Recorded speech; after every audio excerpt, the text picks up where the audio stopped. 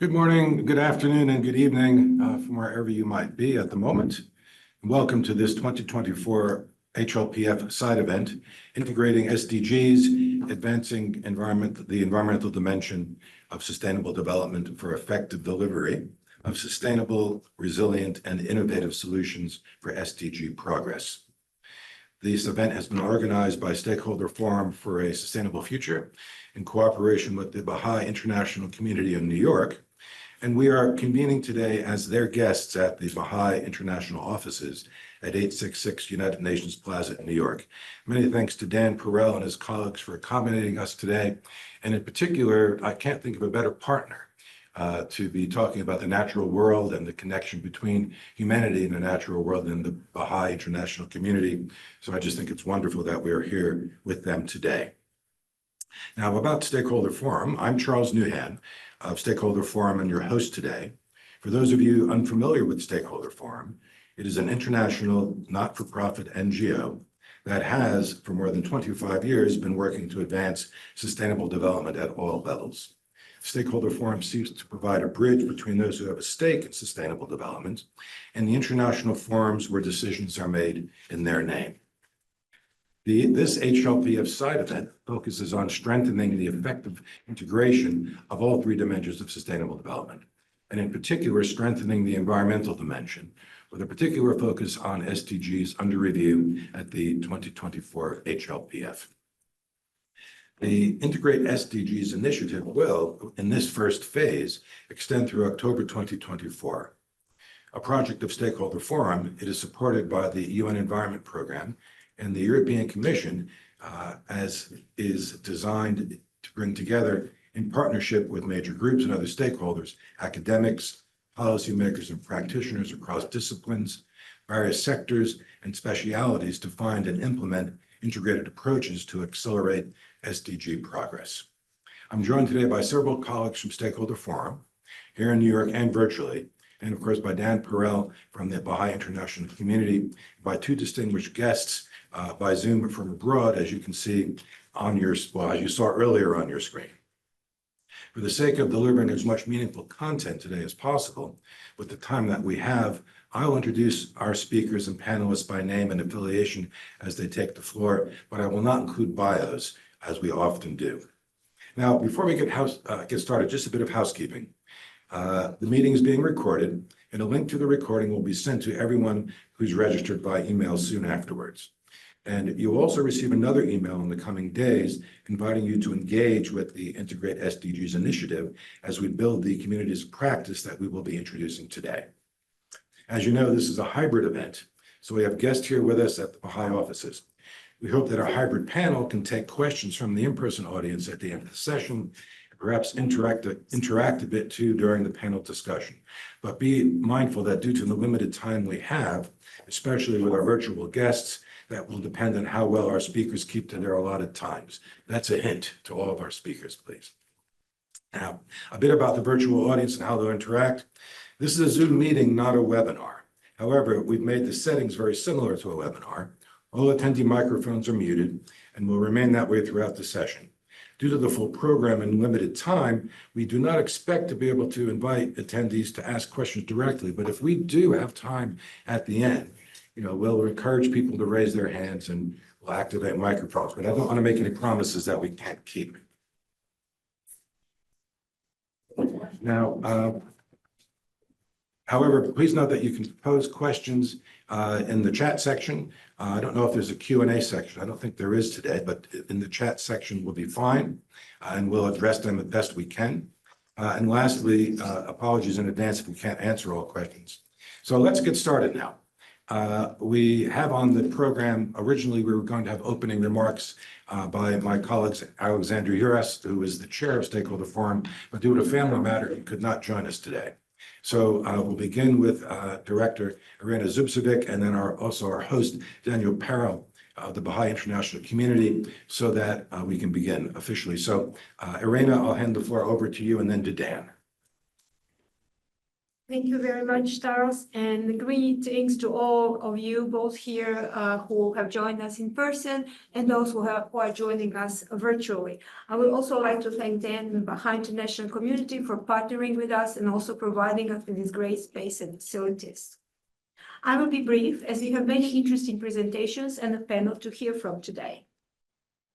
In my various roles since the adoption of the 2030 Agenda and its SDGs, but especially when I was working in the UN Secretariat supporting countries to prepare their voluntary national reviews, I have seen that the greatest challenge for them, regardless if they come from government or outside of it, is integration.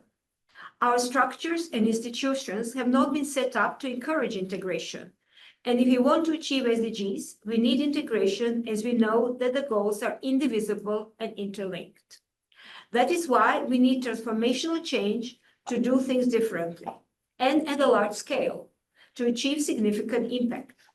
We are grateful to the European Commission and UNEP who have acknowledged the value of our project and are supporting us in establishing communities of practice as a valuable tool for effective policy and practical integration. This side event focuses on strengthening the effective integration of all three dimensions of sustainable development, and in particular strengthening the environmental dimension, showcasing how it can be done through communities of practice as collaborative platforms for new and innovative partnerships. I thank you, and I'm looking forward to a great discussion, and I hope you will all engage in the communities of practice in our common endeavor to achieve the 2030 Agenda and its SDGs. Thank you. Well, good day to everyone. It's a pleasure to have you here and here virtually as well. My name is Dan Perel, and I've gotten way too much credit for the space. I have almost nothing to do with it. But I just would like to thank Charles and the team at Stakeholder Forum, not just for this opportunity, but for the good work that they've done over decades. I first worked with Stakeholder Forum at Rio Plus 20 when it was already an old institution. So it is wonderful to be able to collaborate in this way. The offices of the Bahá'í International community are here in order for these types of conversations to take place, for us to think a little bit outside the box, for us to consult together, not to offer necessarily positions or adversarial approaches, but really learning from each other in a spirit of shared endeavor. So I'll say more later, but for now, it's just to offer a few welcoming remarks and to thank Charles and the team for this event. Thank you. Dan, thank you so much, especially for the kind words. Now let's get on to our program. Helen Leveridge is the Integrate SDGs team, joins us from Norway to introduce the Integrate SDGs initiative. Helen, you have the floor. Please activate your microphone, and over to you. Hi, everyone. Thank you, Charles, for the introduction. I am Helen. I'm a project associate at Stakeholder Forum.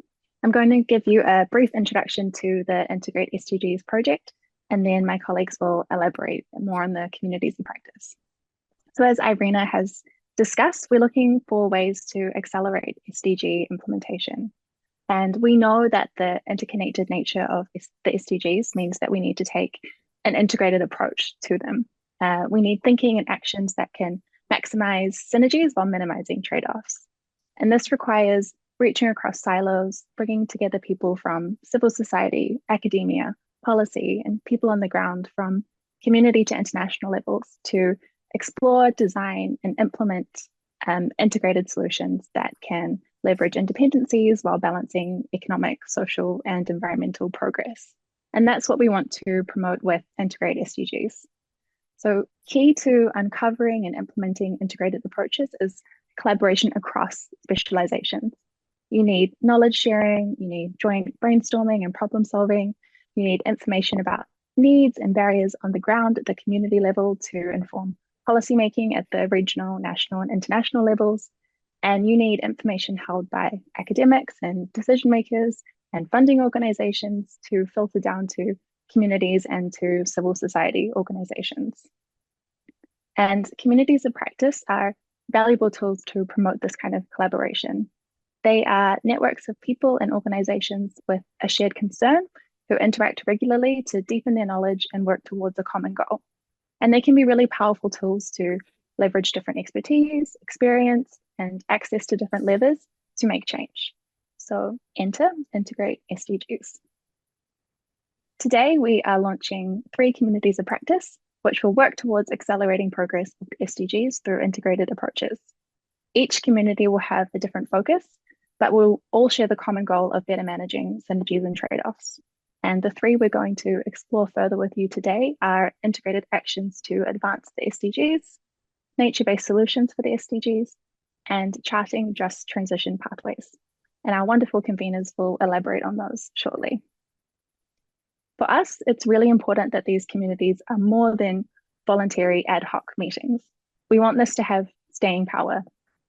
So Integrate SDGs is a platform for the communities, which includes a website to attract new members, share the work of the community so that everyone can benefit from it, a secretariat to provide administrative support, and a collaborative online workspace, which will allow the communities to plan and hold workshops and learning events, share and discuss good practices, collaboratively develop tools and solve problems. We will also have an integrated actions database that's currently under development. It will act as a repository of good practices, similar to UN partnership registries. And this database will help to record, review, reinforce, and recruit initiatives aimed at promoting integrated approaches to the SDGs. As an organization or an individual, you could publicly register your initiative via a questionnaire, describe how it is seeking to advance integrated approaches, and then share this knowledge with the public to drive further action. And we've also developed a common terms of reference for the communities. So each community will have its own, or does have its own terms of reference tailored to its specific purpose and focus, but all of them will focus on sharing knowledge, encouraging exchange of ideas, sharing good practices, identifying areas for cooperation, fostering collaboration, and developing toolkits. And I'd also like to briefly walk you through our website. It's currently a work in progress. We're working with a designer, but we will soon have it publicly and fully launched. But our website is where you will find a dedicated page for each community of practice, which will house the terms of reference, resources and tools, the collaborative workspace where members can interact with each other, the integrated actions database, a library with useful resources, tools, reports for advancing integrated actions that the communities will build up and make publicly available, and a page where you can register your interest to join or engage with a community. For now, if you'd like to learn more though, please reach out to the email on your screen, info@stakeholderforum.org. This is a screenshot from our draft website. This is the page where you'd go to learn more about our communities. And we will be using a platform called Circle as the base for our collaborative workspace and to really bring these communities to life. It's a flexible platform for members to engage in discussions and plan and host events, chat, share resources, and we will invite all community members to join, and we encourage your active engagement. Here you can see how the Circle platform is seamlessly integrated into the wider Integrate SDGs website. And finally, with another screenshot from our draft website, I just wanted to touch on our logo. So we collaborated with a design company and have landed on that blue dot encircled by the multicolored shapes. And the sharp-witted amongst you may have noticed that they are the colors of the SDGs, with the blue center circle representing SDG 17 on partnerships. And of course, images are always up to some personal interpretation, but we like to think that it resembles stakeholders gathering around a table and really embodies the idea of sharing and working together that we really hope to promote through this project. So that's all from me. Thank you, Charles. Back to you. Helen, thank you ever so much, especially for filling us in so thoroughly on both the initiative and the nascent website that we're developing.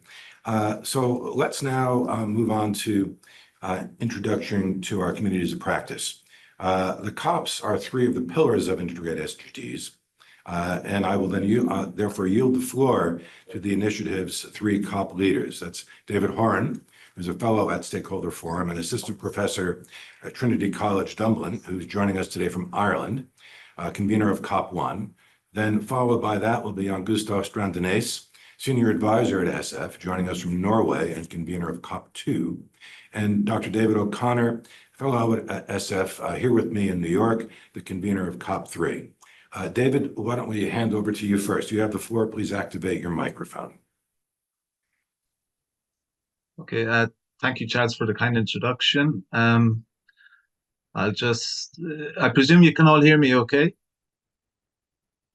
Yes. Yeah. Okay, perfect.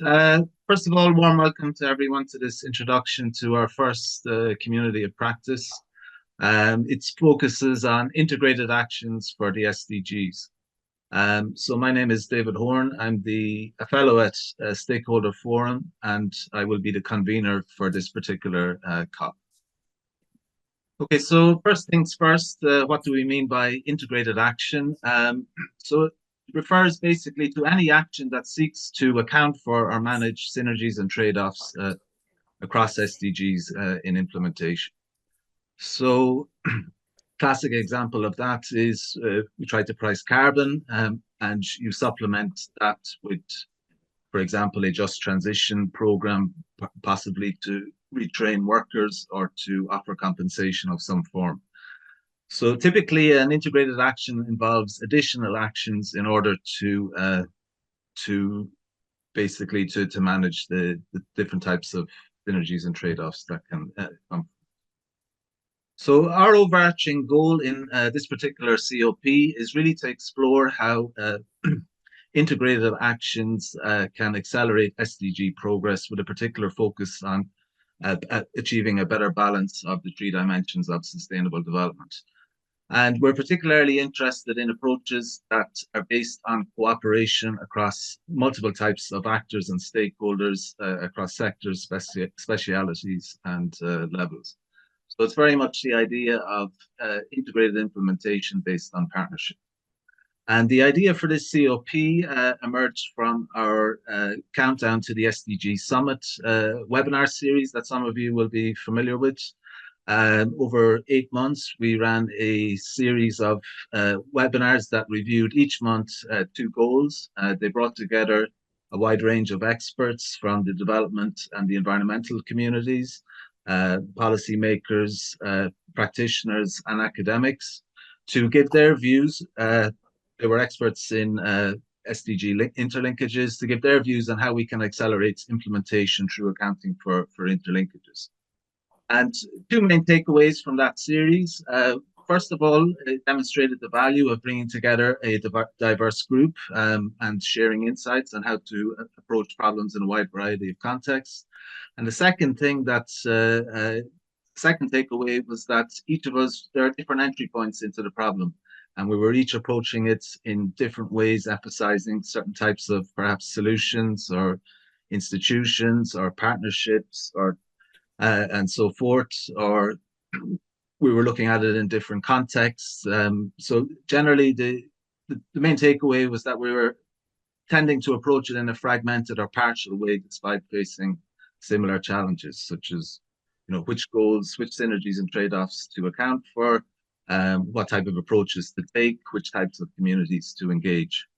So that's really the gap. And as Irina outlined earlier, integration could be a better basis for acceleration. And we can talk more about that in the panel.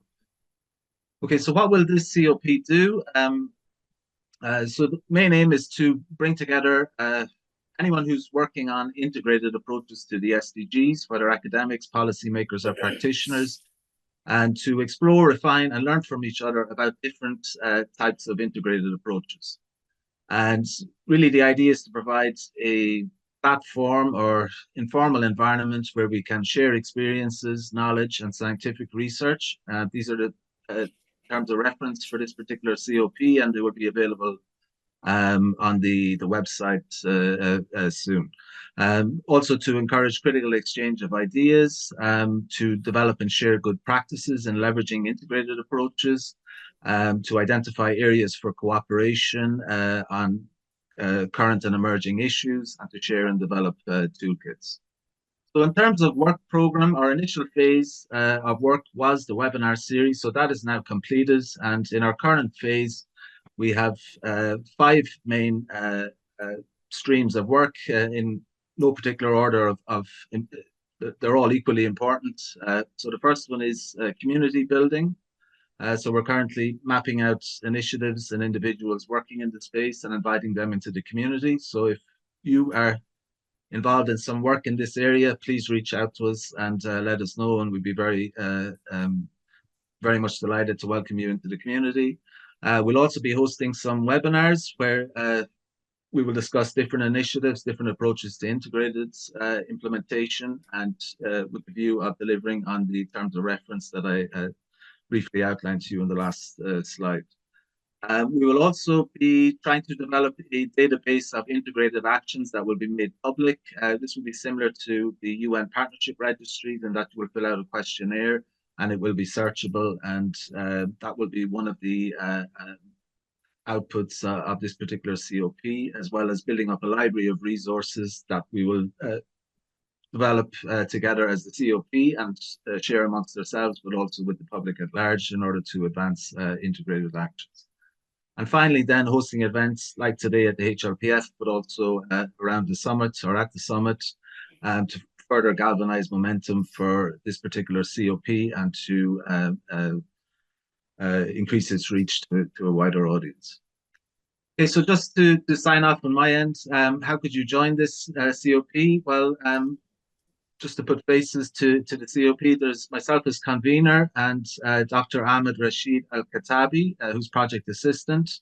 He's executive director for research at a center in University of North Carolina. So delighted to have his expertise to draw on for this particular COP. So if you're interested, please contact us at this email and we will be delighted to hear from you. Or if you know of any projects that you think are particularly relevant, we'd also be delighted to hear from you. Okay, thank you very much. And I'll pass it back to you there, Charles. David, thank you, and especially for such a thorough summary of what your COP intends to do and overall what the initiative intends to do. And I would like to also say on behalf of Stakeholder Forum, how fortunately we are to have such a distinguished group of people working with us as our fellows and associates and partners in this endeavor. So thank you to the team for putting together this great event. Now let's move on to our next speaker, Jan-Gustav Strandenes. You now have the floor. Please activate your microphone and it's all yours. Thank you. Thank you very much, Charles, and thank you for introducing me. I'm speaking to you from actually northern Sweden right now, close to the Arctic Circle, but it's not cold up here. What David Horn just said about the work program and how to join us, of course, also relates to the community of practice and nature-based solution, for which I am the convener. And with me as a colleague is Helen Loveridge, who just presented the COPs in general. The community of practice and nature-based solutions aims to challenge existing paradigms dominating the ideas of accelerating the implementation of the 2030 Agenda. We will do this by bringing solutions directly from the richness of nature into the operative framework of the SDGs. Our first reference to nature as a provider for solutions to maintain and further develop a world based on sustainable development with well-being for all is found in the Stockholm Declaration from the 1972 conference, which also founded UNEP. 50 years later, member states at the UN Environment Assembly 5 in 2022 adopted the resolution which decides that nature-based solutions are actions to protect, conserve, restore, sustainably use and manage global ecosystems for the well-being of the planet and all its species. Novelties are often met with skepticism, and the SDGs were no exceptions when they were first introduced at the 2012 Rio+20 conference, and later finalized and integrated as key elements in the 2030 Agenda for Sustainable Development, which was adopted in 2015. Since then, we have been appraised with annual reports emphasizing the shortfall of our efforts to implement the SDGs by 2030. We are well to remember that the 2030 Agenda stands on the shoulders of previous efforts and is the result of more than 75 years of global collaboration, and its accumulated knowledge allows us to see further than ever before. This realization is integrated in how we understand the community of practices. Yes, we are behind in implementing all the SDGs and its targets. And yes, we have quite a way to go. And yes, we have failed to provide the necessary finance to complete the 2030 agenda as we anticipated back in 2015. And yet, we have reached further than ever before in creating a global blueprint supported and agreed to by all member states of the UN, agreed to by intergovernmental organizations and by a multitude of civil society stakeholder organizations. And despite setbacks, we are implementing this blueprint at all levels in almost all countries in the world. And this implementation, though not complete, also represents success stories. And these stories represent a valuable knowledge portfolio on integrating the SDGs. They have never before been collected as proof of our efforts to create a better world and leave no one behind. We aim to identify success stories and synthesize good practices on integrating processes, scaling it out and making it available for all participants in the 3 COPs. By integrating knowledge and experience from people working in the field, including from relevant MEAs and conventions, in addition to experience from 9 years of work to implement the SDGs, we aim to reach out and work with networks and organizations at all levels, working on nature-based solutions and the other 2 themes identified within these COPs. Nature has existed for millennia, sustaining life and providing us with a plethora of knowledge. Yet its repository of resources is neither fully understood nor utilized or respected. And as it is globally threatened, its potential is waning. Individuals everywhere are waking up to these challenges, joining forces and applying their local knowledge to safeguarding nature, but are met with opposition. This COP on nature-based solutions aims to support such people and their networks, help to compile, develop, support, and share knowledge, and prove that nature is relevant to implement all SDGs. This COP will also work to create an enabling environment for the increased use of nature-based solutions through supporting advocacy and policy change, access to funding and promoting NBS as a key tool to implementing all 17 SDGs. The concept of just transition is frequently used in the context of decarbonizing development, but justice and environmental rights will also be part and parcel of nature-based solutions, and as such, an integrated element of this COP. Only with hopeful, honest, and strong commitments can we give future generations a belief in future. A complete implementation of the 2030 Agenda and the SDGs based on the principles of good governance as expressed in SDG 16 will see the end of authoritarian rule. Based on this, we could send the Summit of the Future in September. Just one simple question. We know how to implement. What are we really waiting for? Thank you for your attention. Jan Gustav, thank you so much. And you're always so good at framing what we're trying to do and what also is still very much needed, what isn't being done and should be done. So as we're getting close to the time for our panel, I think let's move on to David O'Connor. David, you now have the floor with your COP3 introduction. Thank you, Charles. Thank you to the 2 previous speakers, all the speakers today. I'm David O'Connor, and I'm going to discuss briefly the plans for the community of practice on charting just transition pathways towards a sustainable future. Just transition, what does it mean? Transition from what to what? Well, from our current development trajectory to one that is more sustainable, that is consistent with stabilizing the Earth's climate and providing shared opportunities and prosperity for all. Just to quote one definition taken from the World Benchmarking Alliance. You can go to the next slide, please. A just transition ensures environmental sustainability as well as decent work, social inclusion. One might add protection because that is a key part of just transition measures, and poverty eradication. That includes energy poverty, because one of the biggest challenges in low-income countries is how to make a just energy transition when people don't even have electricity yet in their homes and depend on wood burning or other sources of energy and need desperately energy, electricity to be able to raise their standards of living. And at the moment, are faced with the dilemma, do we use fossil fuels? Are there alternatives that are affordable to us? So we're very fortunate today to have a panel where we will have an expert on just transitions in the global south. So I won't go into that at great length right now. But just transition pathways have risen up the global climate agenda in the last several years since the Paris Agreement in 2015. You can go to the next slide, please, sorry. Which calls on the parties to the UN Framework Convention. The next slide, please. Thank you.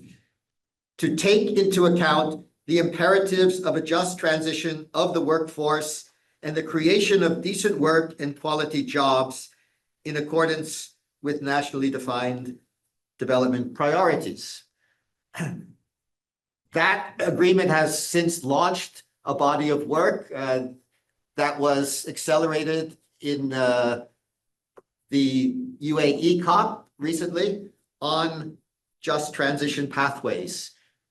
Different countries face different challenges, but many of those challenges have common features, and there is the scope for learning lessons from one another, and in particular from early movers. There are some countries who have gone quite far already in crafting just transition pathways, plans, and policies.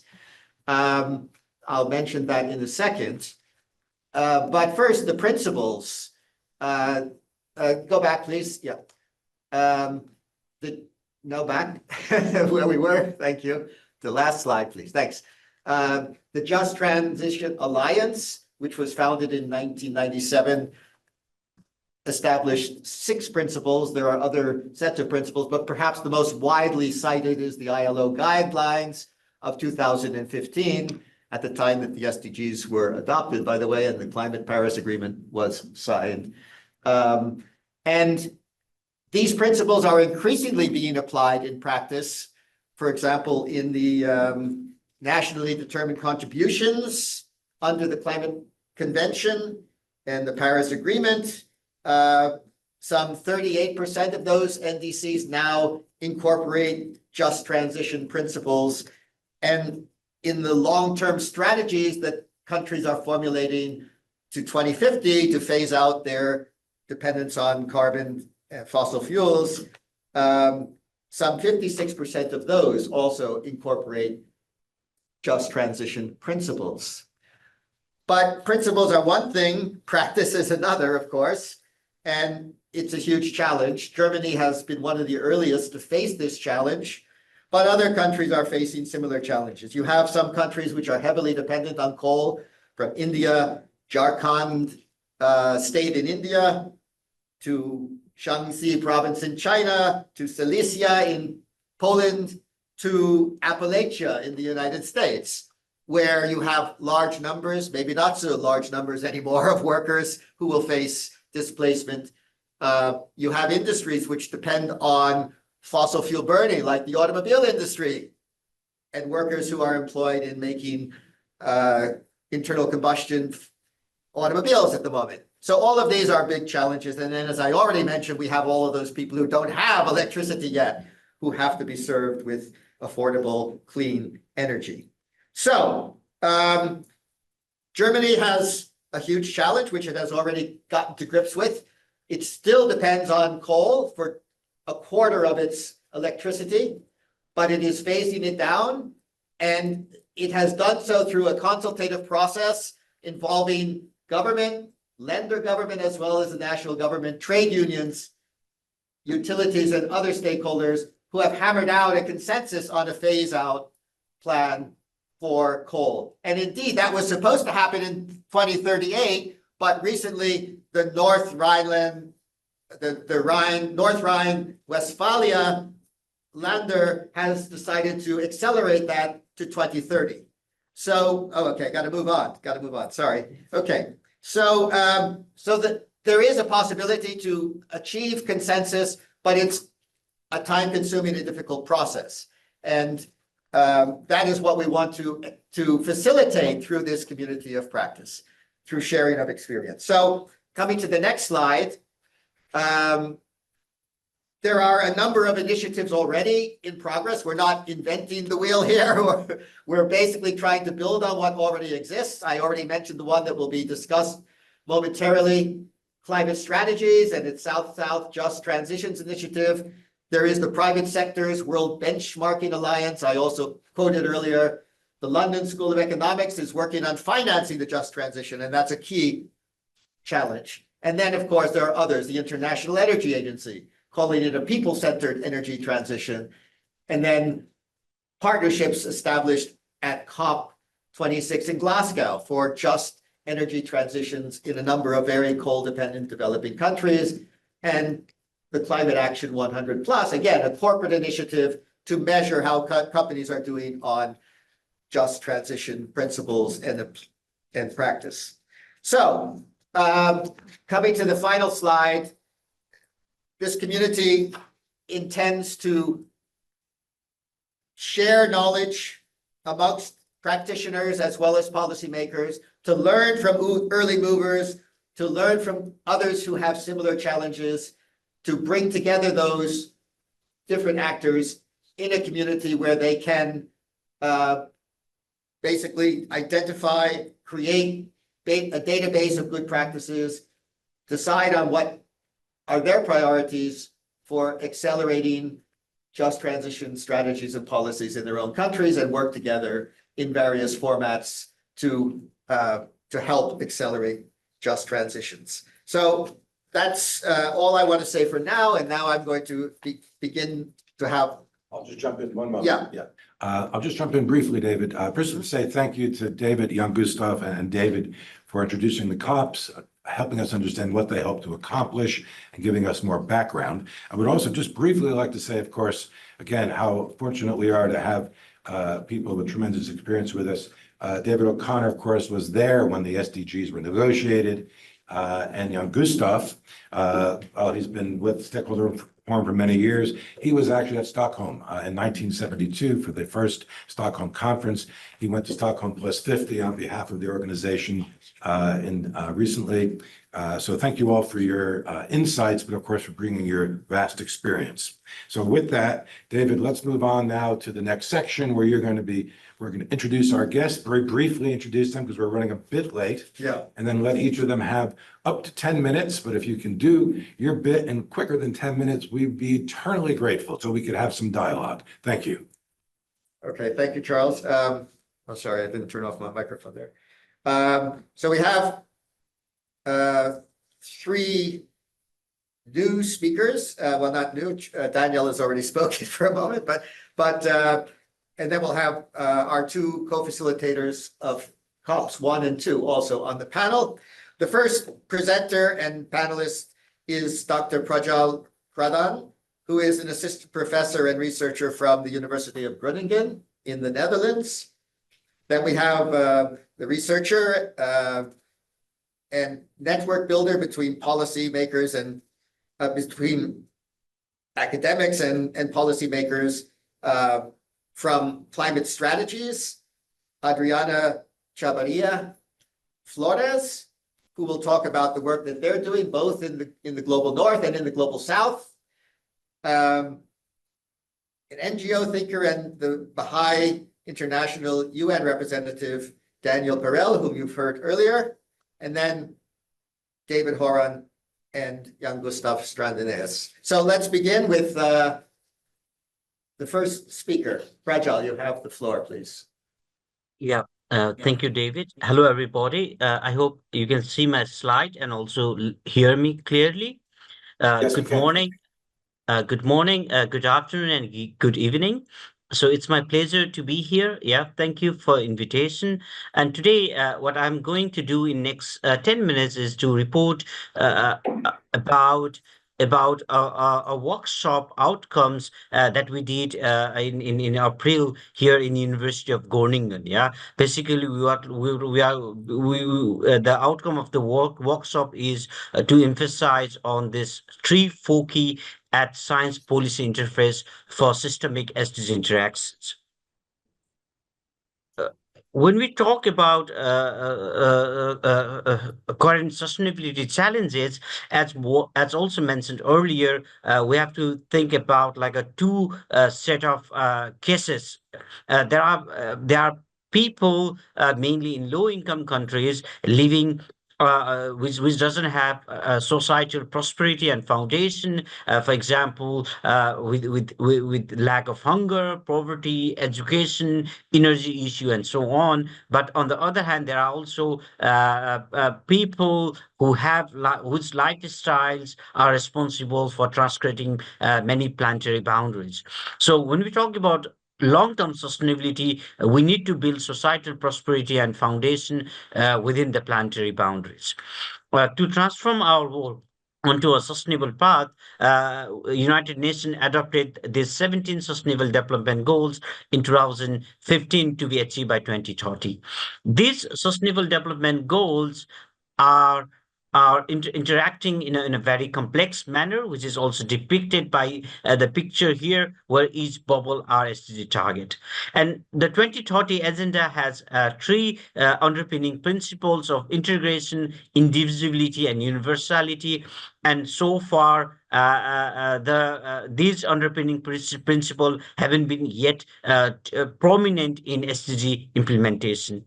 Under this background, in April, we conducted a 3 days workshop in Groningen to discuss about SDG interactions, modeling, and tools, and how they can contribute to accelerate SDG progress.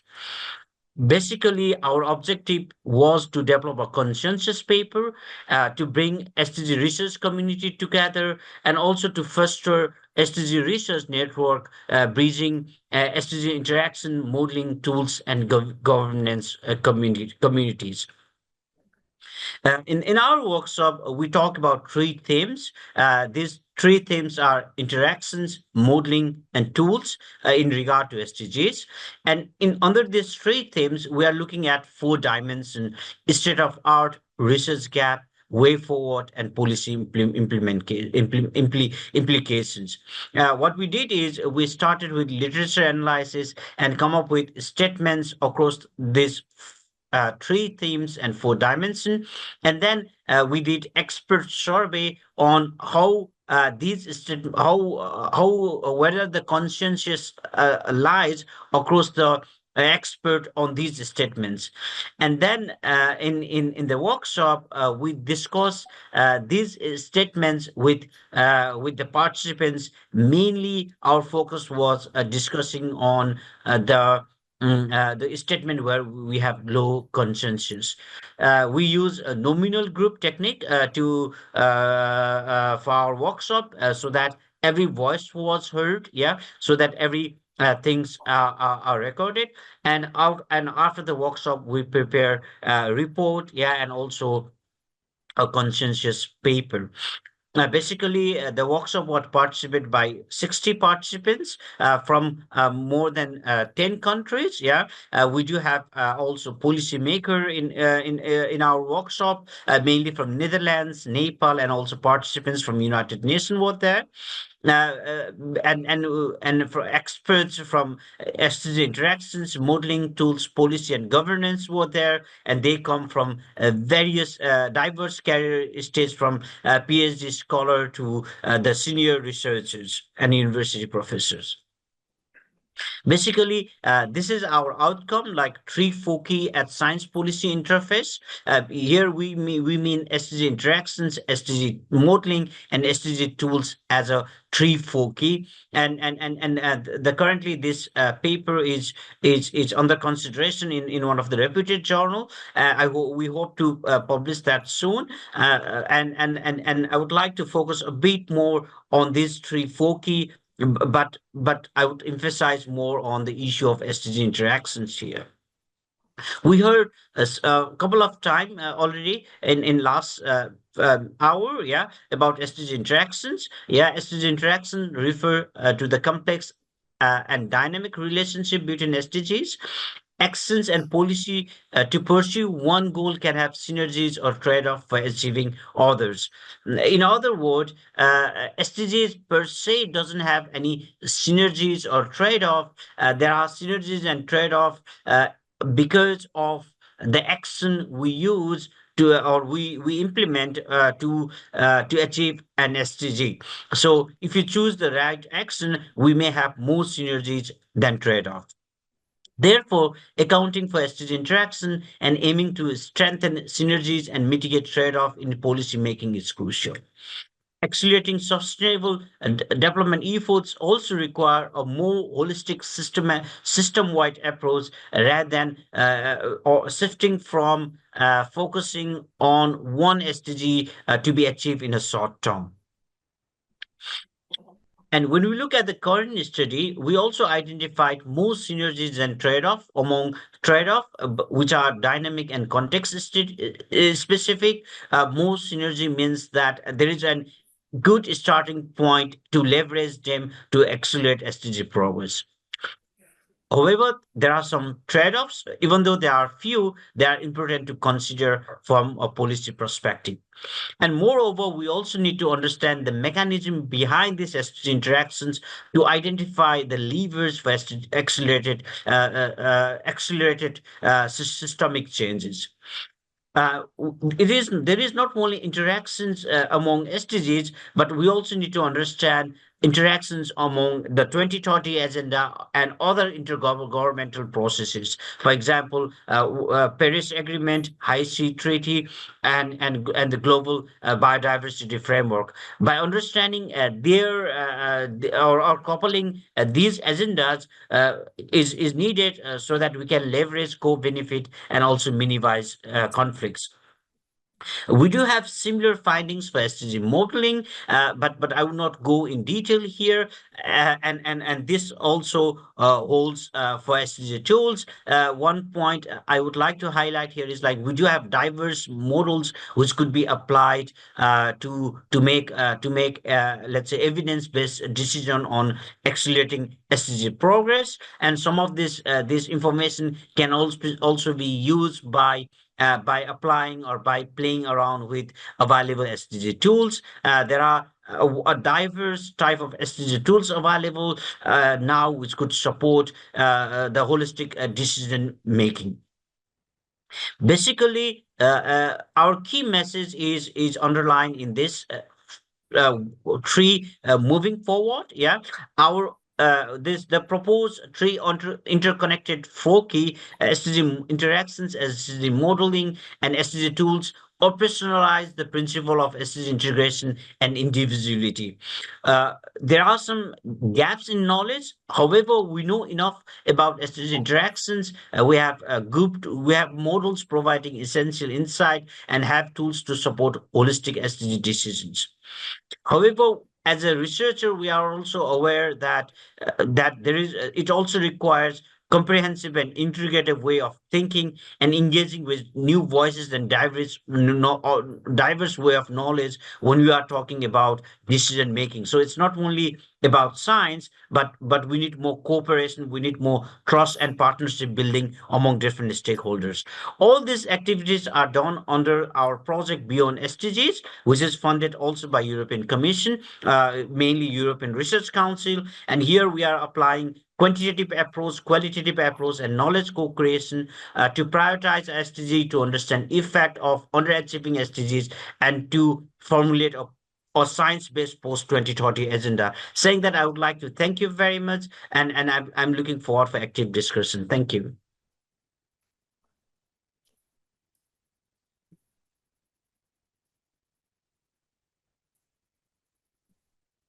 Thank you so very much for that very thorough intervention. Sorry. David was focused so hard, he forgot that he's the moderator of this. Yes, indeed. Of this session. Okay, please, now we have Adriana Chavarria Flores. Adriana, you have the floor. Sorry. Thank you, David. I'm just sharing screen quickly.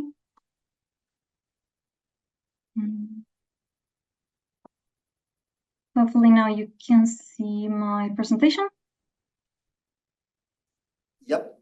Okay, perfect. So thank you again, David, and the Stakeholder Forum for the invitation to this event. I think it's very timely and relevant. And as David and Charles were saying earlier, my name is Adriana. I'm actually not a researcher. I am a program and impact manager at Climate Strategies, and I'm currently acting co-head of our program team. So I oversee a diverse range of projects in our portfolio, which currently are looking mostly at just transitions across different topics. But we do work a lot with researchers, and I'm going to come to that in my next slide, just to give you a very, very brief overview of how we operate, because I think it's very particular. We are a not-for-profit international knowledge brokerage organization. We were actually funded at COP12 by a group of researchers, academic researchers, that came together and basically started asking if there was a way that they could join forces to really impact and drive policy change through the work that they were doing. So as you can see, like, we actually have this kind of network and community of practice spirit at the core of our organization and in our mission. Now the network has grown, and we have over 100 leading researchers all around the world that are the ones with whom we collaborate in most of our projects to really bring about policy change at this climate and policy interface. Don't try to read the bubbles. This is just to give you an idea of how the portfolio looks like, and like all the diversity of topics that we cover. We currently have 14 active projects that span from energy transitions all the way to industrial decarbonization, trade, climate finance, economic modeling, amongst other. I see a hand is up. I'm not sure if, well, maybe I'll continue and I'll leave that to the moderators. But so again, I'm not going to go into details here. If you want to know more about the projects, you can go to our website. What I really wanted to highlight is that we have been working on just transitions for over 10 years. And our organization is, I would say, a pioneer when it comes to really researching and producing research on this topic, particularly in the Global South, where we have been working on just transitions for about 5 years. And nowadays, we do try to ensure that all our projects have this component across the theory of change, regardless of the topic, especially the ones that are highlighted here in dark pink. But then again, we really need to see this topic of just transitions as a cross-cutting one, and this is why we keep it very present in our portfolio. But I'll come to some of these projects when I present some of the key findings, which is where I want to get to as quickly as possible in the interest of time. As you may know, the just transition is a concept that has gained strong international traction in recent years, but it originated in the 80s as part of the US labor union movement and then brought into the climate field. And in essence, as David was saying earlier, there are multiple definitions, but in essence, it is about putting social equity at the core of climate action. And it is really difficult to find a common definition or framework, because when you think about just transitions, both justice and transitions are very subjective. What are they? What do they look like? They are very subjective and context specific, and you can see just transitions from a local perspective, national perspective, regional perspective, or even international perspective. So it's not just about the domestic priorities, but also the transboundary impacts. This makes everything very complicated. However, we have seen that the topic and the term has evolved quite a lot, and it basically expanded from being more focused on energy, more focused on the global north, on a top-down approach, and on employment, into really translating this concept into other contexts and sectors. And actually, when this happened, we see that there is actually quite a lot of overlap or synergies with the SDGs, especially when we look at the global south, because in the global north, I think the definition still is more focused on employment and energy. But our research has shown that developing countries actually want to see this more in other topics. So our projects started focusing similar to what I was saying at the beginning, at the get-go, more on the coal sector and more in Europe. Whereas what you see now is this map shows the current breadth of our projects across multiple continents and sectors. Energy is still key in our work and for the just transition, but we have expanded to other specific country contexts and needs. As David was saying, one of the main initiatives we have at the moment is also in the form of a network, is the South to South Just Transitions Initiative, which is a network of 9 countries in the global south, including Colombia, Argentina, Bangladesh, Laos, Malawi, Vietnam, Indonesia, Kenya, and Ghana.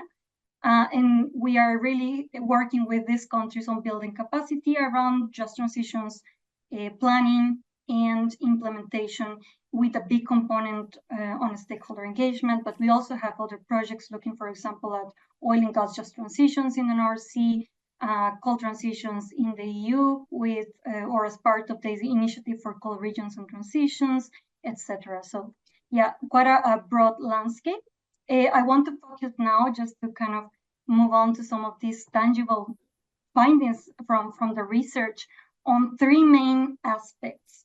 And the first one, similar to what Prahal was presenting before, the components or the elements or dimensions of just transitions are also very interconnected.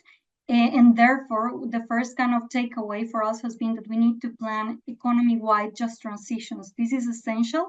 We cannot just focus on energy anymore, because there are other transition processes that really impact human rights and really impact inequalities and vulnerabilities of different populations. So just to give a quick example, we see in the research that we were conducting, for example, with researchers in Kenya, there were plans to transition Nairobi to a more sustainable, formal, and circular waste collection system.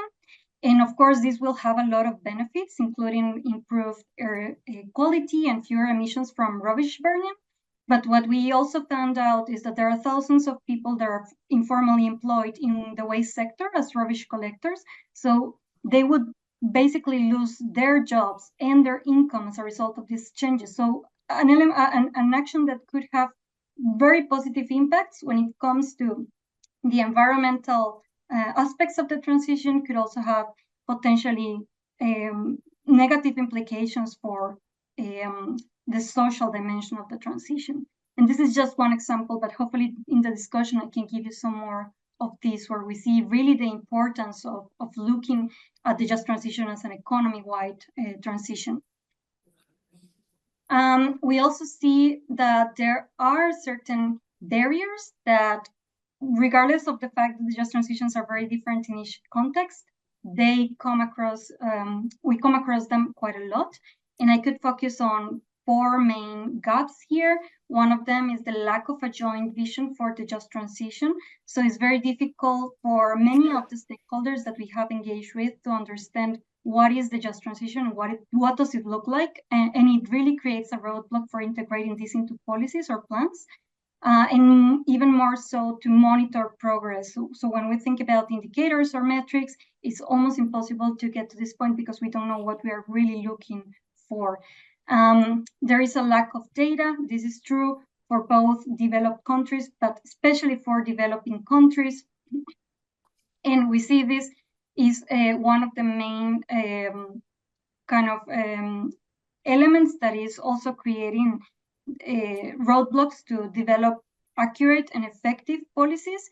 We hear in every forum that we have engaged with, including at the KCI within the UNFCCC or the Just Transition Work Program, that countries are asking for case studies on just transitions. We know that this is a very, very new concept, very new transformational process. We may not have enough case studies, but there is still a lack of best practices and case studies that can be replicated or applied to countries.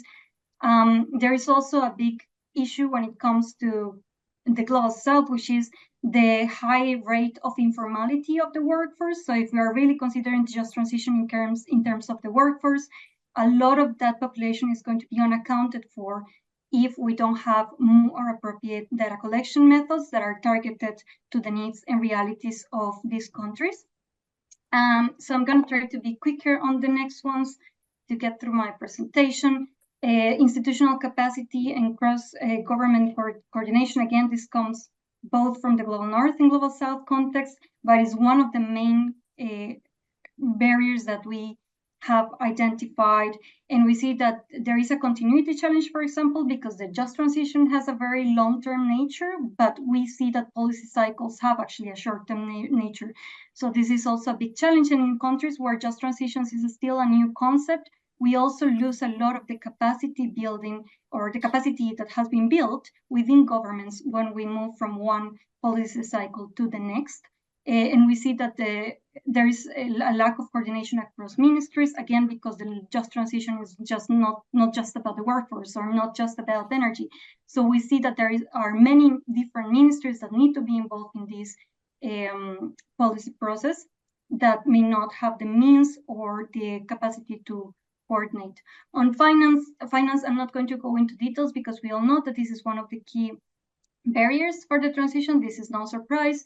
But one thing I would mention that is coming a lot from our research is that financing social aspects is not necessarily one of the priorities of just transition plans or strategies. And we see that, for example, even within the JTPs, the Just Energy Transition Partnerships, in the case of Indonesia, for example, only 2% of the whole package was allocated to just transition components. And from it, only 2% is allocated to fund this just transition in the form of a grant. So it's not just about like what we fund, but in what shape. This is the last slide to look into some of the key findings. Again, I'm hoping that we can come to some of these findings more in the discussion. But really, when we think about what do we do then? Okay, so we need to first develop this joint vision for the transition. And this vision is or must be developed through a stakeholder engagement. We also see, for example, in the Nigerian context, that there is a stakeholder engagement, but we are not going to the vulnerable populations as much as we should. Like, we have been interacting a lot with the Nigerian Labor Congress, and they say, like, we understand what a just transition is. But when we talk to our workers, they don't understand how they would benefit from it. They just see it as something that is happening to them rather than something that they are included into. So we really need to translate these high-level visions at more to a more kind of granular level. We do need both top-down and bottom-up governance for the just transition. We know, as I was saying, that just transitions are highly place-based, but they also need to interact with the national level and also with the international level. And there is a scope for all of these kinds of levels of governance to play a role, similar to also what Rochelle was saying earlier about the need to really look into how, these diverse types of knowledge and stakeholders in co-creation can come into play, really produce data and data that is looking into the right elements, build capacity also on how to produce this data. We see that a lot of the tools that are available in the global north, especially very kind of new waves of modeling approaches and tools, are not necessarily available in the global south. And we see that there is a lot of appetite, like in the case of Trinidad and Tobago, for example. We have discussed a lot the need to conduct socioeconomic assessment modeling, but they don't necessarily have the capacities for it in place. So all of these kind of networks and knowledge sharing could come in very handy to fill in some of these gaps. And finally, as I was saying earlier, the just transition is not just about energy. So we really need to invest in other sectors. And this means, for example, not just focusing on the obvious transition pathways, like replacing fossil fuels with renewable energies or CCS or hydrogen, but actually looking at what other sectors, the role of other sectors and what could be this diversification option for the country, because again, diversification options are lacking for most of these countries, at least in terms of the data that is available. So I'm not going to talk about this slide. I just want to say that we do believe that the stakeholder engagement and these communities of practice have a key role to play. They are central to our work, and they should be central to the just transition. At the bottom of the slide, I included 2 links. Hopefully, if the slides are made available, you can have a look where we have summarized some of our lessons about stakeholder engagement in just transitions, both in the Global South and in the Global North. But that is all for me. Final message, let's find a way in which just transition can be synergetic to SDGs rather than creating additional burden for countries that are already kind of overburdened by everything that is being asked from them, especially developing countries. Thank you very much. Thank you, Adriana. And without further ado, we'll move to Daniel Perel. Please, Dan. Thank you so much. I see that we are running low on time, so I will try to be in 5 minutes if I possibly can.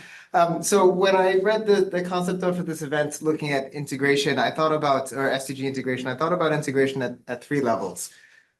First is integration of the SDGs with themselves.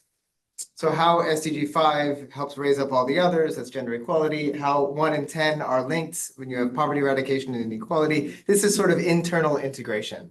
The second level that I was thinking about is integrating SDGs with other UN processes. So SDG 13 and its relationship with Paris, SDG 10 and its relationship to the Bretton Woods institutions, which isn't as explicit, but is, clearly one affects the other. And then how these SDGs are all connected to the human rights framework. So this is sort of intra-integration. And then finally, the one that I think is sort of less focused on is integration in terms of our global understanding. And what do I mean by this? In terms of the SDGs, the way that we understand them is at the level of the nation. So if a nation has succeeded in integrating, in achieving SDGs, then kudos to them. And if they're falling short, then they're failing. But I think that an integrative approach, a truly universal approach, would recognize that each country exists within a certain context, a global context, and that the shortcomings of one country are probably not solely that country's challenge, but actually it's because of the context within which it operates. So whether it's high debt to GDP ratios or all of these sorts of challenges that we're quite aware of. But I think that third layer of integration is something that we don't often think about. How is the success or failure of one country integrated within a global system? So that was sort of where I was at the level of theory. But what does this mean at the level of practice? And I think we heard about this a lot with these communities of practice. And I want to maybe pick up on the line that Jan Gustav said, which is we know how to implement. What are we really waiting for? And I think one of the things we're waiting for is a new model of engagement. And that's where I think the communities of practice are so helpful and innovative.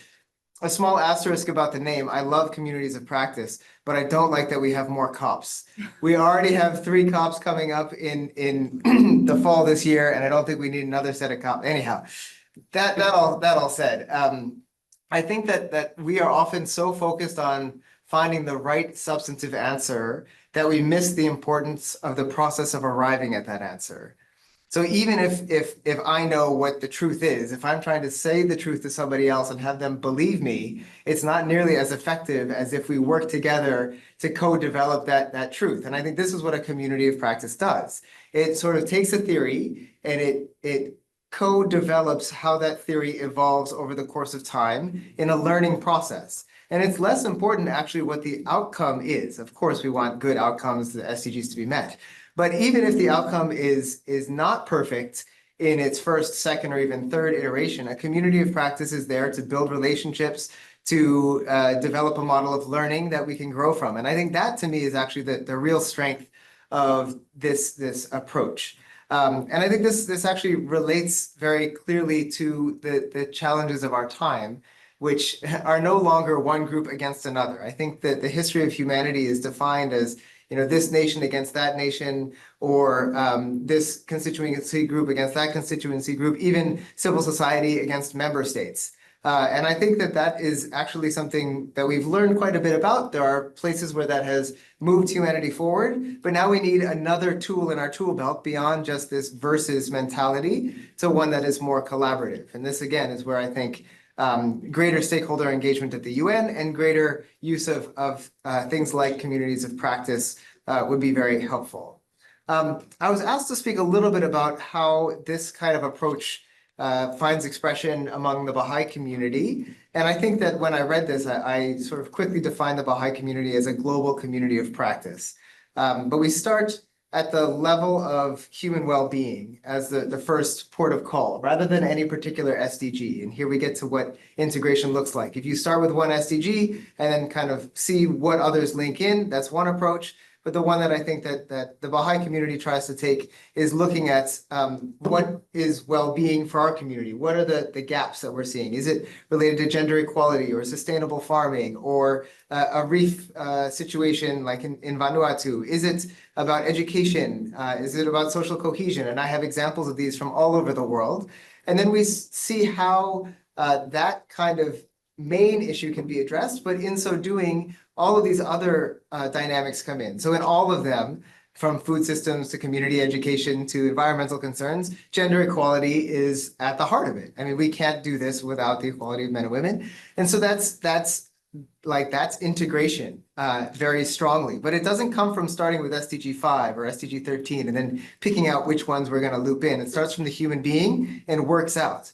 The other thing that we get when you take that approach is you can start to see where the gaps might be. So, for example, youth are not featured maybe prominently enough in the SDGs as they're articulated. Technology, because of where it was in 2015 versus where it is now, is perhaps not featured enough. But we see, if you take a well-being and a community-based starting point, that those issues also get achieved and also get some attention, even though it's not, perhaps labeled as one of the goals. I know I'm speaking in sort of overarching terms. I know that all of these things are somehow integrated, but it's just thinking like beyond the 17 silos to the human being and these 17 different dynamics that affect that.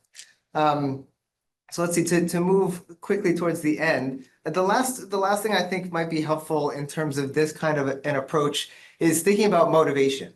And this speaks again to what Jan Gustav said about, well, we know what we need to do, what's preventing us from doing it. And I think this is the motivation gap.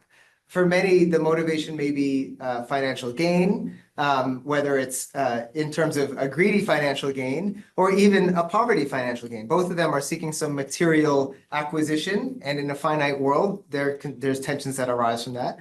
Other motivations are things like power. You want power over the other, you want power in your community. But then there's some more positive motivations, selfless service, faith, whether it's religious faith or faith in humanity or faith in the UN.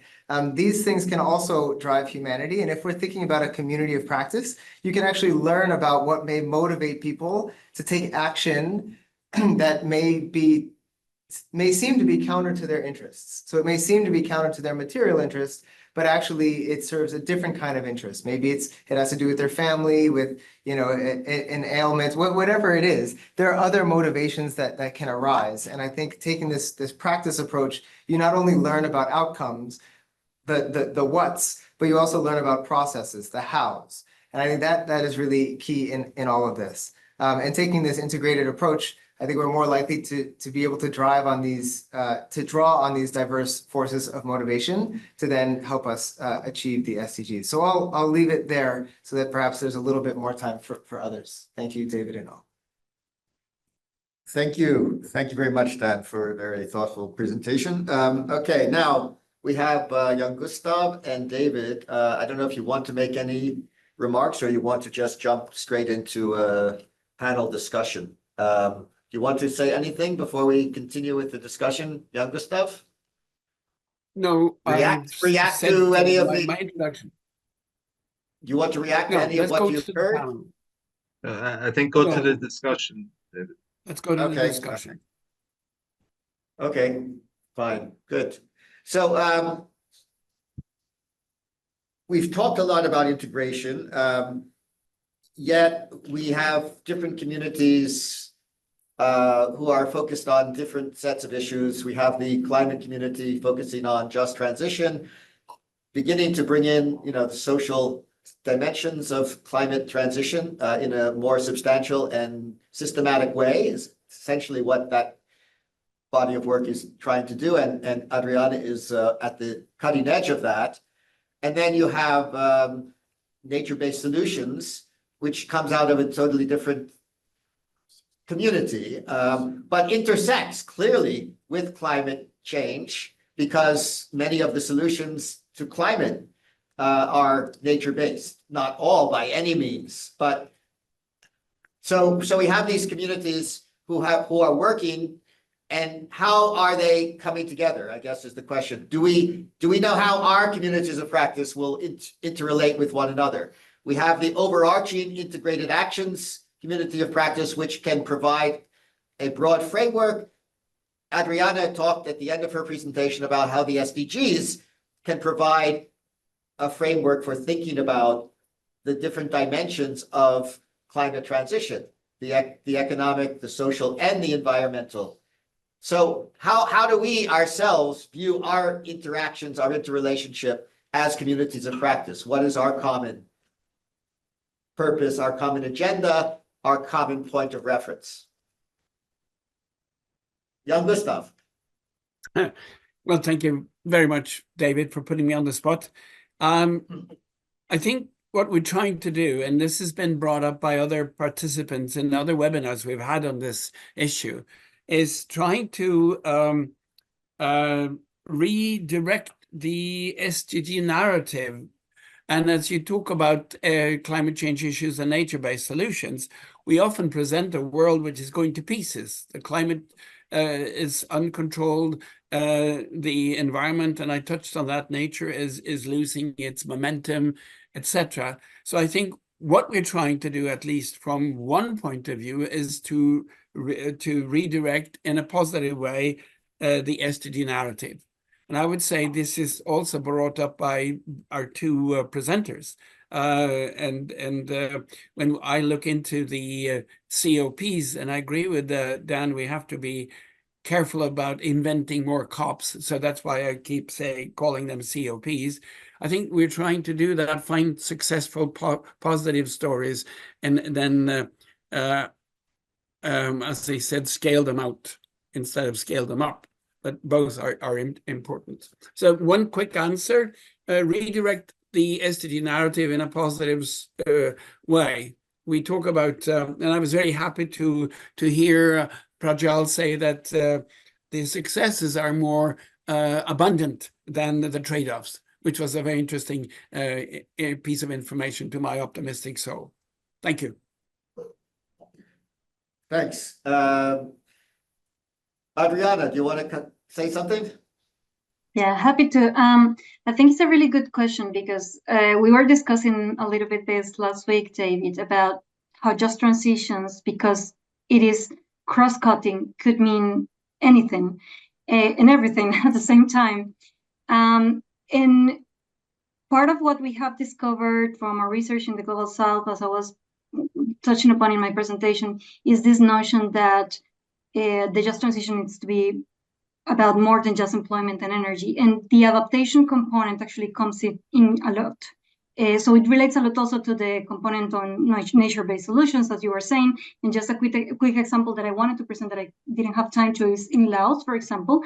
One of the policies that we were exploring was to basically increase forest cover from 40% to 70% in the country, and to, like the blunt ties, this is very positive, again, as a nature-based solution to mitigate emissions.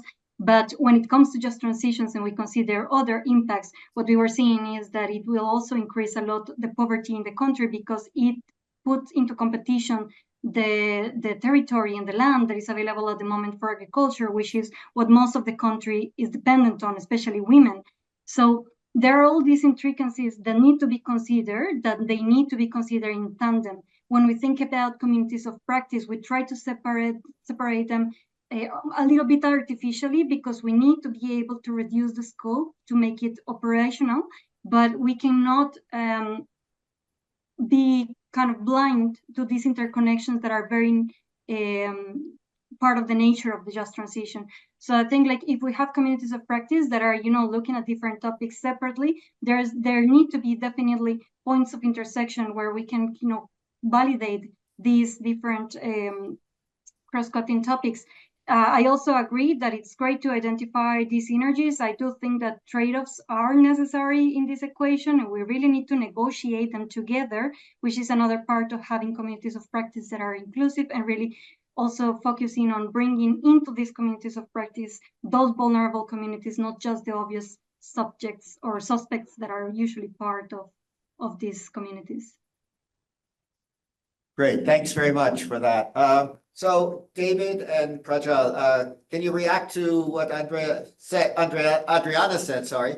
And what does the approach of your work, Prajal, for example, how can that inform the on-the-ground practice addressing the kinds of trade-offs and challenges that Adriana has talked about in the context of just transition, or Jan Gustav has talked about in the context of nature-based solutions? How does the modeling work, the kind of work that you're doing, inform and talk to the work of the other COPs?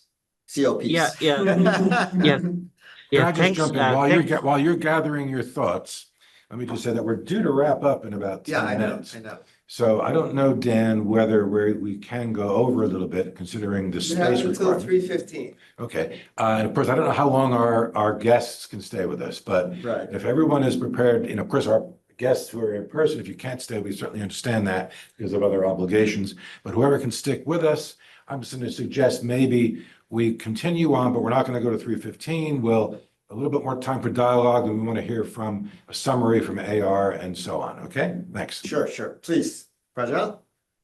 Yeah, thanks. So, I think the strength of SDG is that it's quite holistic in itself, yeah, and we can connect that with many things. And that's we also saw also in other slides, like one of the slides that when you talk about SDGs, we have to break the silos now. And when you talk about this sort of connections, like in my work, what we are doing at the moment is like we are looking at IPCC reports from AR5 and AR6 cycle, yeah, all the reports, and try to map SDG targets over there. And our mapping exercise shows that we can map around. It's not a surprise that we can map all 17 SDGs, but we can map 146 SDG targets in those reports. So SDG in IPCC AR5 and AR6 reports, all the reports together, we can map 146 SDG target. But the problem is some targets are highly mentioned compared to other targets. Yeah. For example, I heard about this SDG 5, gender equality, which is not represented much there. Yeah. So now the question is like, whenever we are doing things, we have to keep this mind about whatever we do for one dimension will have impact on other SDGs, and try to leverage the synergies and try to minimize the trade-off. Yeah, and there are different ways to do that. Now, so we can see a lot of things with climate action, and if you look, if you do the similar exercise for IP-based report. I'm mentioning IP-based report because this is about biodiversity, and I'm quite sure like nature-based solution is a part of IP-based report. Yeah, and if you do the similar exercise with IP-based report, we can also find similar findings. Yeah, but the problem is that that we need to represent more target, and this representation need to be much more prominent. Yeah, it's much more representative. Yeah, and some SDGs are not so representative in IPCC reports, mainly in AR6, AR5 reports. No? Thank you. David, do you want to say something? David Oren? Sure. Yeah. Thank you. I know it's fascinating to hear each of the speakers talking. They all come at it from very different angles. There's lots of points one could pick up on, and it's also challenging to think how they fit together. I would just say that, a lot of just picking up on your point about, basic idea behind the agenda, like the principles of interlinkages, indivisibility, universality, they haven't prominently enough featured in implementation efforts. And I think because of that, we have the message that progress is too slow, the means of implementation are lacking, and time is running out. So, but the flip side of that is because of the crises of recent years, people are much more aware of interconnected challenges, and not just the sustainable development community, but the entire public. And when you look around for frameworks to actually manage that, we have it. We have it in the SDGs. We have it in the 2030 agenda. We just need to.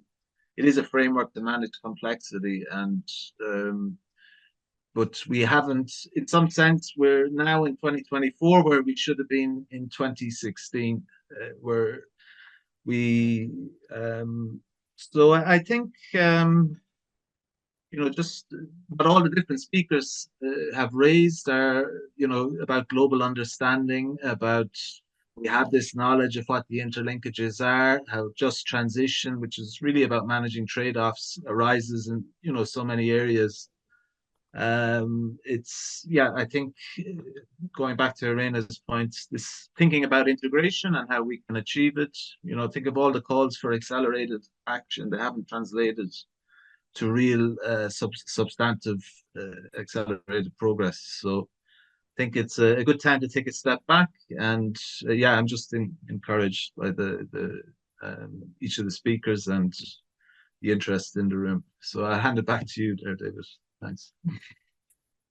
Okay, thanks. Dan, let me just pick up on your point earlier about well-being as the starting point for analyzing the integration challenge, and try to link it to what Adriana was talking about, bringing in the most vulnerable, disadvantaged into the conversation, into the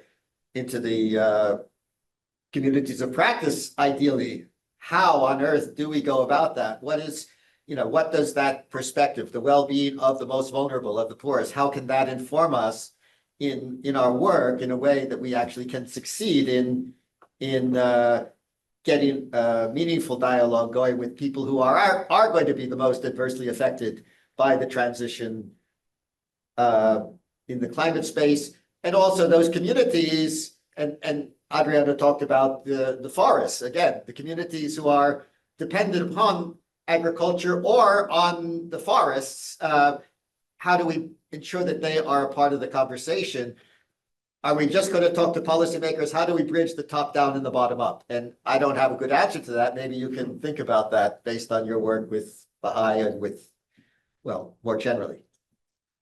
I mean, the times when I find this to be most effective, there's a few qualities that I think are really helpful rather than precise prescription. So one of the qualities is that everybody acknowledges and acts on the dignity of everybody else. So because somebody is living in poverty doesn't make their opinion any less valuable, their experience any less important. And that is a starting point. If you see everybody as equal, it actually helps you, because then when you're sitting around a table like this, and if you don't see somebody living in poverty, you're already thinking, well, how can we make sure that they're included?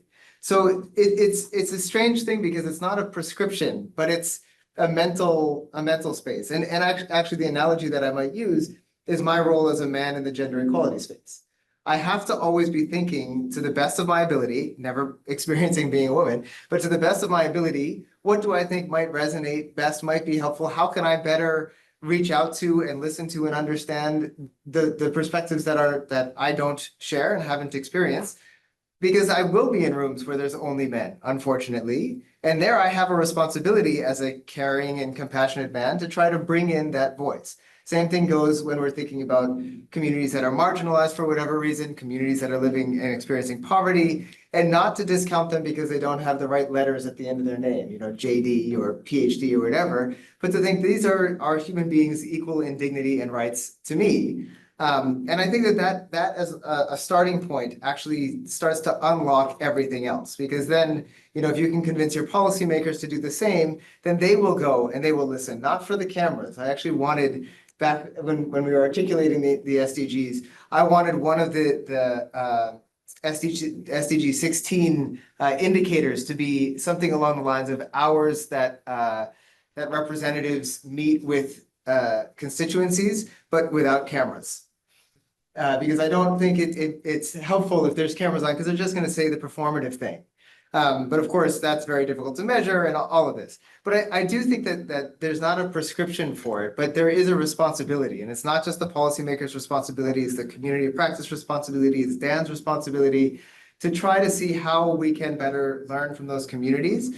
And I will say, just from the Baha'i experience, because we have sort of a shared framework, much like the SDGs, but it's a faith-based framework. I have a responsibility to learn from the communities in Vanuatu, in the DRC, in Nigeria, in Laos, in wherever there are Baha'is, wherever they are advancing, in order that I can better represent what they are learning in this space in the UN. I have this privileged position. I have to use it wisely. And everything that I say, I hope that were they to hear it, that they would think, I agree with that. I think what he's saying makes sense. And I'm glad that he's our representative. And we should all be carrying that with us at all times, because if I'm falling short, then I should be held accountable, maybe not directly by them, but by others I work with, and by you in the room who'll say, Dan, you're crazy. They'll never agree with you on this. You should consult them again. Because it's not, the last thing I'll say is it's not necessarily bad to have resources and means. It is bad to use those resources and means to further deepen the divide. So I think that the fact that I have resources and means gives me responsibility. And all of us in the room at the moment, we've gotten here, which means we're already better off than more than half the world. So then what is our responsibility now that we're here to ensure that other half, quote, other half of the world is pleased with the work that we're doing in this room? I don't know if that answers the question exactly, but it's like the mental model. Thank you.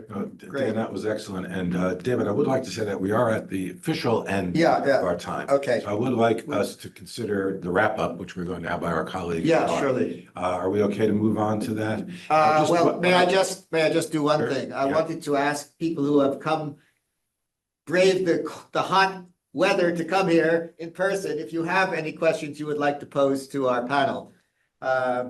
Please feel free. Do you want to ask any questions, the two of you, or you sitting here? I can just mention that. Oh, sorry, I missed you too. Sorry, can just mention that all three community of practice are really important, and I come from European Economic and Social Committee, and all three topics we discuss a lot, and we prepare opinions on these topics, also organize different events and cooperate with different organizations. And actually we are consultative body to the Commission, to Parliament and Council. So we provide our opinions to them. It's up to them if they will adopt what we suggest, but to finish, I think you put emphasis on really important topic with these three community of practices. Thank you. Thank you. Thank you. Either of you, please. Go ahead. The question I have, since we are talking about integration, excuse me. Just a second, let me put this here so you can. Excuse me, I have to There you go. introduce myself. I'm from the DRC Festival, and I represent the Sisters of Notre Dame de Namur here at the UN.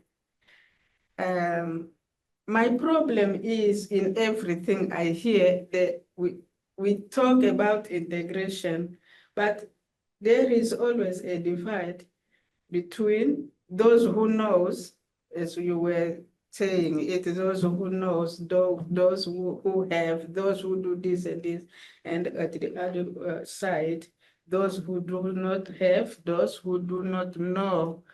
My question is, those who know already are the one who is accumulating knowledge.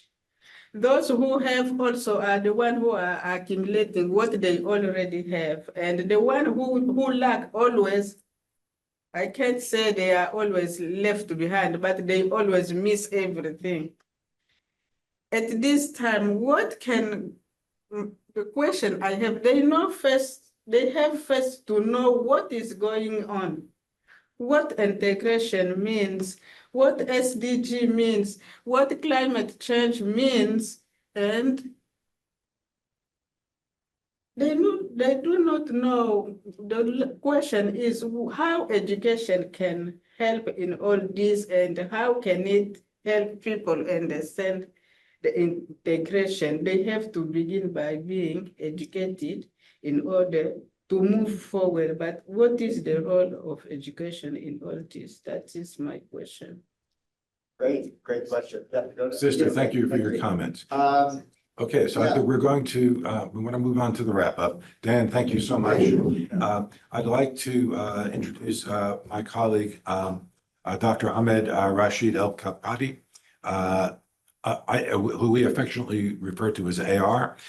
He's an associate director for research and data at the University of North Carolina, Chapel Hill Environmental Finance Center, and he'll join us now. I believe he's joining us from North Carolina.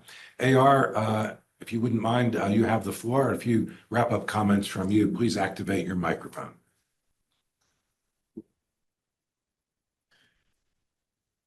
I'm not sure, AR, did you hear us? You're muted. You're muted. We can't hear you. Okay, now There I think you go. it finally let me unmute. Hi, everyone. Excellent. Thanks, Charles. So it's a tall order to wrap up this session, but I'll do my best. One of the things we've heard from all our speakers is that the major and urgent challenge with the implementation of the SDGs is that their integration has proven to be quite difficult. And going back to the top of the session, Director Zubcevic talked about how institutions have not been set up appropriately to consider the various interlinkages between the SDGs, but more importantly, that the SDGs themselves are in fact indivisible. And we heard from all our speakers on this point.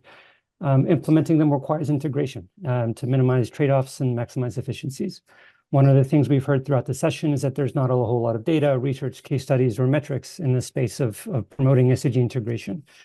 And as such, the main objective of the Integrate SDG product is to seek out innovative ways to approach, promote, and implement integration, especially in ways that are useful to others or folks in this space in their fields of work.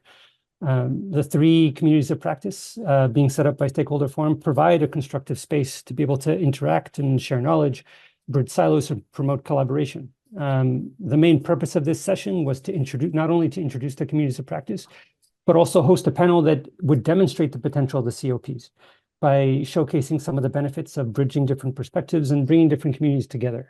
And it was meant to highlight how, when you combine different types of information, you can overcome traditional silos. And in my mind, the rich discussion, the chat activity, and the fact that we're running late is a testament to the strength of the COPs, in my opinion. And so I know we're running late, so on that note, I'll just turn the mic over to you, Charles, to wrap up. AR, thank you for bringing those threads together in an easily understandable way, and appreciate the brevity of your comments. I would like to, let's wrap things up now. I'd like to thank the entire team. In particular, I want to thank Dan, who stepped out, and the team at the Baha'i International Community.